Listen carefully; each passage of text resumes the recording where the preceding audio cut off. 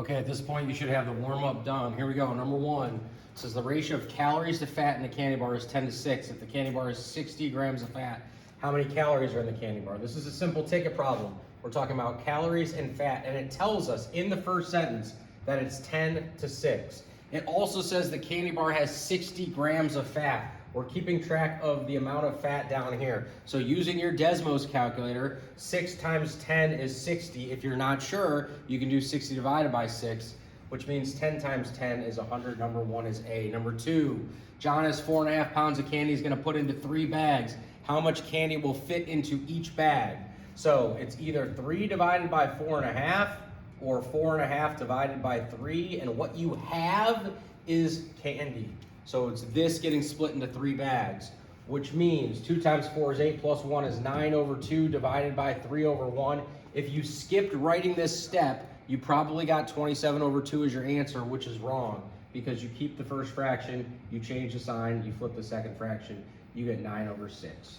Number 3, evaluate 4.32 times 10 to the 4th power. Well, because it's multiplication, we're moving the decimal to the right.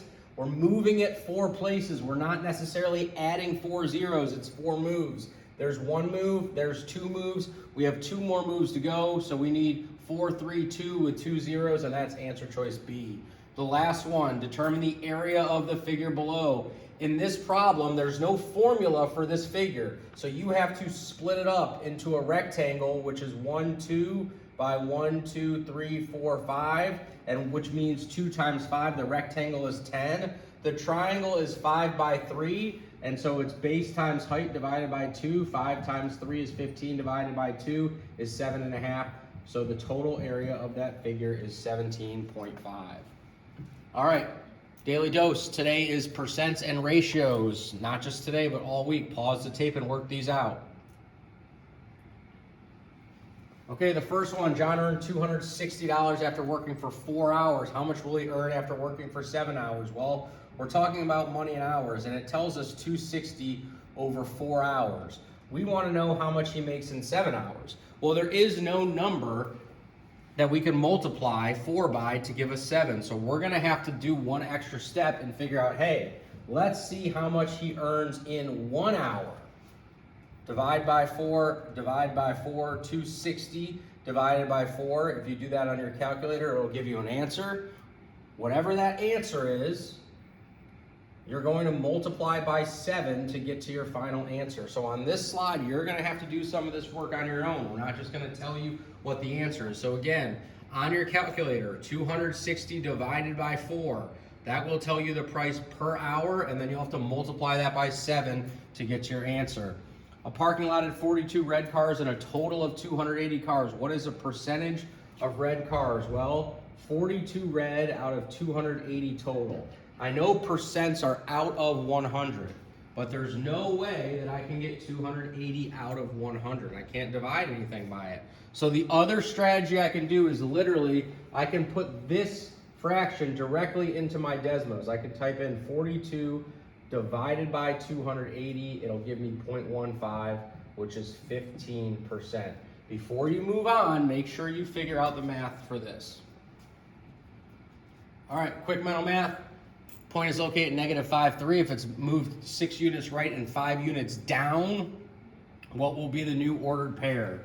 So I'll go through this one. So it's located at -5, +3. 6 units to the right. Well, I know X goes left and right, and I know Y goes up and down. So if that's at -5 and it goes 6 units to the right, starting at -5, it'll go -4, -3, -2, -1, 0, +1. 5 units down, if it's at +3 and it goes down 5, it'll go to 2, 1, 0, -1, -2. Okay, today is a new unit. What we're going to be looking at is what is a statistical question and how can its data be analyzed. So on the board are 2 columns. Column 1 has 3 questions. Column 2 has 3 questions. Take a second and jot down, how would you describe the difference between those 2 columns? Column 1 and column 2. There's a definite difference between these 2 questions. All right, so when you look at these, the first column all has one answer to it. What is Mr. Archer's favorite team? The Red Sox. What is Kimura's favorite color? Red. What is Miss Lee's favorite song? Column 2, what is the favorite color of teachers at Coolwood? So Mr. Elgin would have an answer, I would have an answer, Miss Lee would have an answer, Miss Archer would have an answer, Miss Stunko would have an answer. They'd have different answers. The favorite color of everyone who works in the cafeteria, the favorite song of all the 8th graders, you would have a variety of different answers. And those are statistical questions. This needs to go into your notes. Statistical questions are questions that generate a variety of answers. There is not one correct answer to it. So pause the tape and take these notes.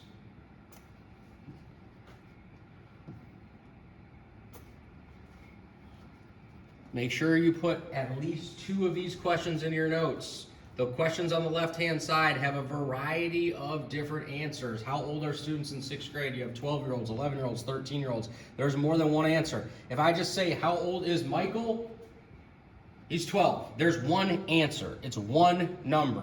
Statistical questions, variety of answers, not statistical questions, just one answer. So what is the favorite color of kids in my school? You can have a variety of different answers. Red, blue, pink, green. How old are students at Coolwood? A variety of different answers. 10, 11, 12, 13, 14, 15. What countries are students from? There's a lot of them. How many students? How tall are students in Coach Mac's PE class? There is a variety of different answers which makes something a statistical question. On your own, pause the tape and complete this. Either yes, it is statistical, or no, it's not. Yes or no. What is my math score? That is not a statistical question because maybe it's an 87. There's one answer to it. How tall is LeBron? No, there is one answer. He's 6'7". What year were teachers at Coolwood born in? There's different answers because different people are going to say it. What is Mr. Mackey's favorite football team? It's the Dolphins. There's one answer. It is not a statistical question. How many pets do 6th grade students have? Different people are going to have different amount of pets. This is a yes. And this last one is a no. How many people were at the football game? Let's say it was a Panthers game. Maybe there was 41,286 people there. There's still only one answer. Even though it's a big number, there's one answer. Statistical questions get represented in 3 different ways. A dot plot, which is on the left, and it just shows dots representing different people. So like if this was about how much homework do you do each night, 2 people did 50 minutes of homework. 1, 2, 3, 4, 5, 6, 7, 8, 9 people did 40 minutes of homework. A histogram, which we're going to work with tomorrow. It's like a bar graph. You've probably seen it before, except it goes in different buckets. And then a box and whisker plot, which is definitely brand new to everybody. Dot plots. This needs to go into your notes. Dot plots have 3 major parts to them. A cluster is where most of the data is found. So you can see right here, almost all of the data is between 1 and 5. And if this is the number of students who own pets, most people have between 1 and 5 pets. A gap, like a gap in someone's teeth or a gap in your service, is the space where there's nothing. So there's nothing in this area here. And an outlier, you see one person said they had 13 pets. An outlier is a data point that is like all by itself. It's not like any of the other data points.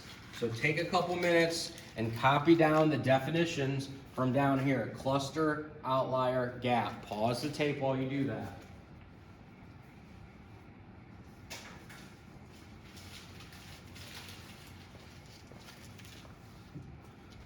Okay, so here's some basic questions. We'll kind of take a look at this. This is what your work is going to be similar to. If it says how many total people were surveyed, well, each of these X's represents one person's answer. So 1, 2, 3, 4, 5, 6, 7, 8, 9, 10, 11, 12, 13, 14, 15, 16, 17, 18, 19 people were surveyed. What was the most common answer? When we say most common, it was like, what was the most popular answer? Well, the most popular answer here was 1, because we had 1, 2, 3, 4, 5, 6, 7 different people said 1 here. How many people had more than 1? Well, this is not more than 1, that's 0, so these don't count. This is just 1, that doesn't count. 2 is more than 1, so 1, 2, 3, 4, 5, 6 people said 2, 1 person said 4, 1 person said 12, so altogether that's 1, 2, 3, 4, 5, 6, 7, 8 people had more than 1. Okay, in order to get your work today, you gotta do 2 things. 1, bring your notes, your paper, your exit ticket up, and then you'll get the code for today's assignment. And here is the exit ticket.